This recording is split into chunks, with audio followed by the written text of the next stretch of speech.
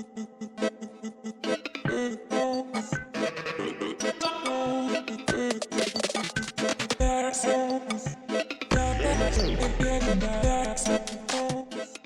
movie nerds, and welcome to Cinematic Sarcastic, the podcast that talks all things movies and television. I'm Natalie, and I'm your host. On today's episode, we are going to be talking about Jurassic Park Dominion, and I apologize in advance for what will generally be my very angry tone and any expletives that I use in this review going forward. I don't think I have ever experienced a film that was as much of a bait and switch as this Jurassic Park film was. I wasn't expecting it to be great. This is the last one in the series. I think it's number 5 now. I wasn't expecting magic, but I was expecting something that was at least decently good because we've got Ian Malcolm back, we've got Ellie Sattler, we've got Alan Grant. You've brought me back my OGs, and so I was demanding really that you at least treat them with the respect that those original characters deserved, and that is not what happened in this movie.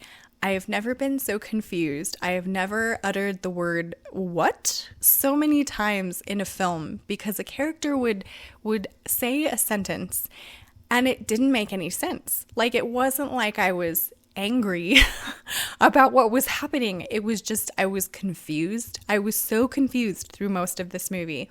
The dinosaurs seemed to do exactly what the plot needed them to do, exactly when the plot needed them to do it.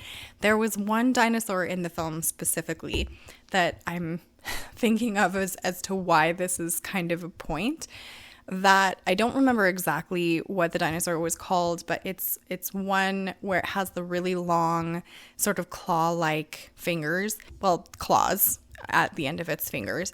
And throughout all of its scenes, I couldn't work out whether or not this dinosaur was blind or whether it could actually see. It seemed to be blind when the plot needed it to be blind, and then seemed to be able to see when it needed to be able to see.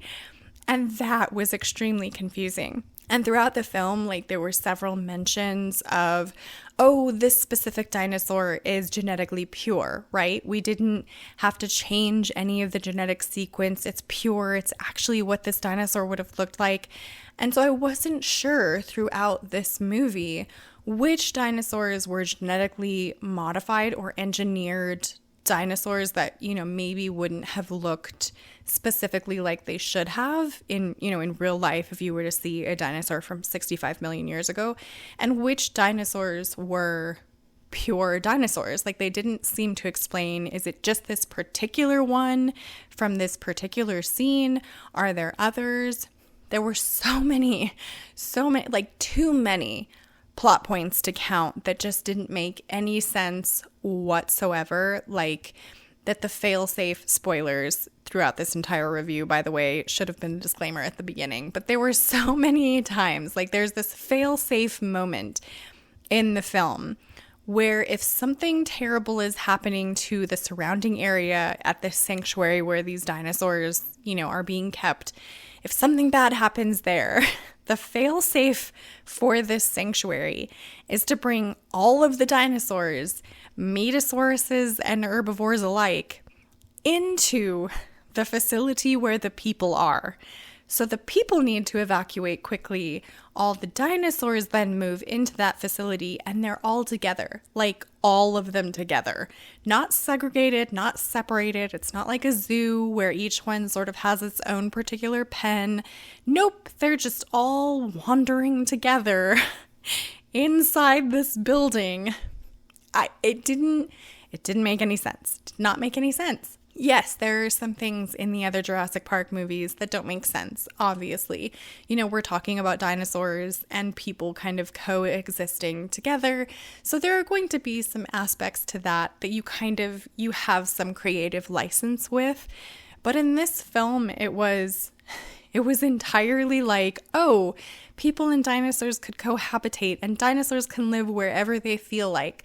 I can look past, let's say, dinosaurs that 65 million years ago lived in completely tropical environments. I can pretend that that is not a thing for a film and watch them wander around in the snow in Montana. But what I cannot wrap my brain around is a feathered velociraptor that can dive into ice-covered water, freezing cold water, and swim around like it is a penguin. That is the line that I draw in my dinosaur sand there.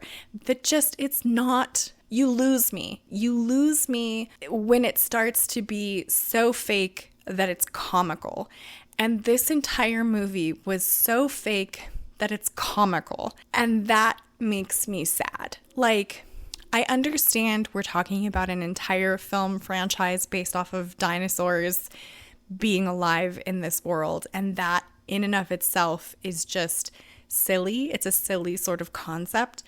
But what I loved about these movies so much was the fact that it was believable, that I could believe that some of these interactions that they were having in the film were realistic, and that this is kind of how a real person would react put face to face with dinosaurs.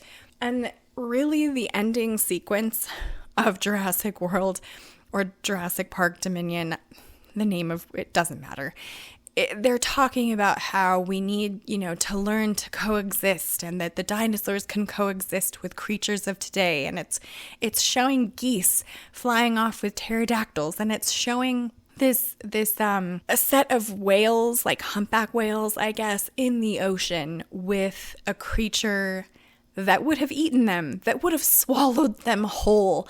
And we're just supposed to pretend that they would have like hung out, like as a group, like they're friends, like they call each other on the phone. Like this is not something that would have happened back in the day. Like humpback whales, any kind of whale that still existed back in the time of the dinosaurs, would have known what their predators were.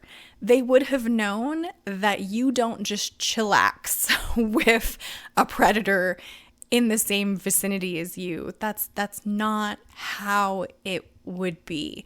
And the fact that you're trying to end this movie by saying, no, all of these creatures would just Netflix and chill together, and like that's what we have to learn to do as a group.